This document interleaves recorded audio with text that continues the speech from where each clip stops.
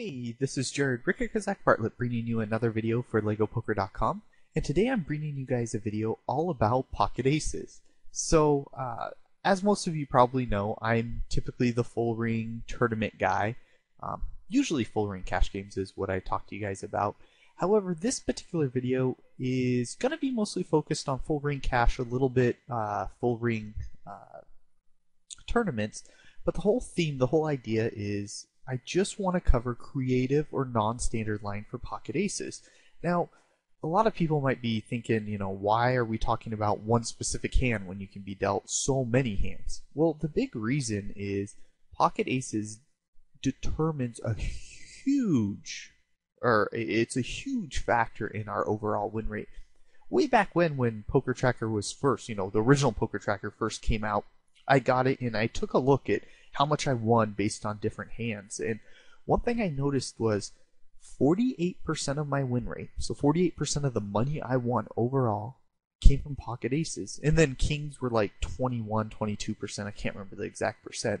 Queens and ace king were like 15% each. And it just really interested me, or fascinated me, that aces played such a huge role into determining how much money we won or lost as a poker player. And it got me thinking more and more. And over the years, I've been playing for a living for 10 years now, but over the years, what I've done is I've just kind of branched out, thought of interesting, new, creative, different lines that other people weren't doing. And I always just put a lot of effort or energy into aces. And I've never really brought you guys a video where I kind of highlight those different styles or those different lines with aces, but that's what this video is supposed to be all about. But anyways, enough rambling on, let's go ahead and jump into the first hand. So the first hand here that I have for you, basically it breaks down like this. It's an NL200 hand online, and I was under the gun +1, as you can see right here with aces. Under the gun folds, it's on me, and I decide to make a non-standard play, but it is a play that several other winning players and myself do, and I open limp with aces. And the main reason why I did that is the cutoff and the button were two extremely leggy, very, very loose aggressive player. I'm talking 27, 23, 25, 18, which in full ring is pretty leggy, and I really wanted to limp raise them and take advantage of that. Also, they can be very difficult to play out of position, so I just thought this might be a good time to open limp. If you're interested or fascinated by open limping with aces and why I like it, I call it the ladder concept, and I've made other videos on it, so just go ahead and search for RikaKazak in the coaches drop-down member, or little tab there they have on Lego, and then search for the ladder concept. But anyway, I open limp, got an over limper and another over limper. Small blind completes, big blind checks, and the flop comes king 8-6 with a flush draw. It's checked to me, and I decide to make a nice healthy bet of $8 into a $10 pot. Obviously minus rake, so it's like $9 and whatever. And I get one caller, the limper with king 10 off, as we can see, calls, and everybody else folds. The turn comes a 4 offsuit.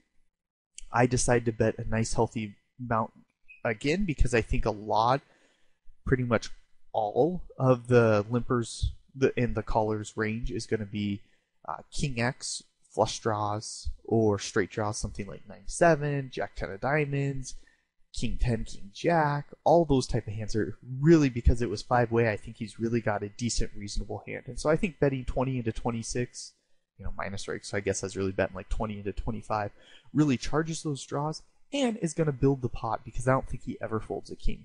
The thing we have to realize is somebody who's capable of over limping with a hand like king 10 offsuit usually isn't then good enough to fold, a top pair, even if it is, a king 10, a king 9, a very weak kicker with his top pair.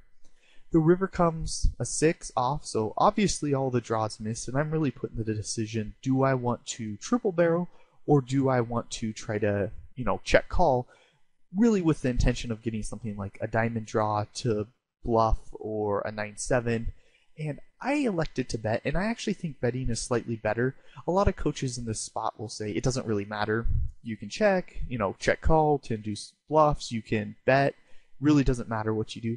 I actually think betting is better, and here's why. One, some of the draws did come in, 5-7, specifically that draw came in, and I think if my opponent had 5-7, I would have heard about it by now. A lot of times I think fishy players, they'll raise it on the turn, so I don't think he then has 5-7, so The only missed draws are 9-7 for straight draws and missed diamonds. But I also have the ace of diamonds, and that's a lot of his, ace. People love playing suited aces, so ace 5 of diamonds, ace 7 of diamonds, all those type of ace X suited that the villain would like to play. Well, he obviously can't have because I have the ace of diamonds. Now, that doesn't mean he can't have 9-10 of diamonds. That doesn't mean he can't have queen 10 of diamonds. Obviously, there's still a significant amount of diamond draws, but when we actually look at the combinations, the fact that I don't think he has 5-7, the fact that he can't have ace X suited, when we compare that to, the type of draws he could have to how many king X's in his range, and we have to remember he's playing king 10 offsuit. He could have king jack offsuit. He could have king 9 offsuit. There's so many offsuited big kings in his range. And then when we add in things like he could have king 9 of hearts, he could have king 10 of hearts, all those type of hands, I just think there's so many combinations of kings that when we just compare missed draws versus king X, which hand is he more likely to have? I think there's just simply more combinations of king X. And here's the second and most important reason why I think betting's better than checking. If we check and he has a draw, let's pretend he has jack 10 of diamonds, he will only bluff some percentage of the time. Not 100%, not 0%, so it's some percentage. So, whereas when he has king X, he will, what's the best way to word this? So, there are more king X combinations than there are draws. And even when he does have a draw, just because I check to him doesn't mean he's going to bluff. So that also diminishes or hurts the value or the equity or the whatever you want to call it up, inducing a bluff. So not only is there less combinations, but he's not always likely to bluff when he does have it. And the other thing is when he has a king, I think with that 6 coming, it's going to be very, very difficult for him to fold. So not only are there more king X's, there's tons of draws I could have. And the other kicker, the other reason why I think he's less likely to bluff a flush draw or a straight draw, a 9-7 than other people is because he played this hand super, super passive. People who are usually capable of bluffing this river or like to bluff or bluff a lot, they also sometimes will pre-flop raise. They'll also sometimes, maybe raise my flop bet. If they have like 9-10 of diamonds, they'll go, I have a straight draw and a flush draw. I'm going to raise your flop, your flop bet. Same thing if he had like king jack of diamonds, he'd probably raise my flop bet if he was an aggressive type player.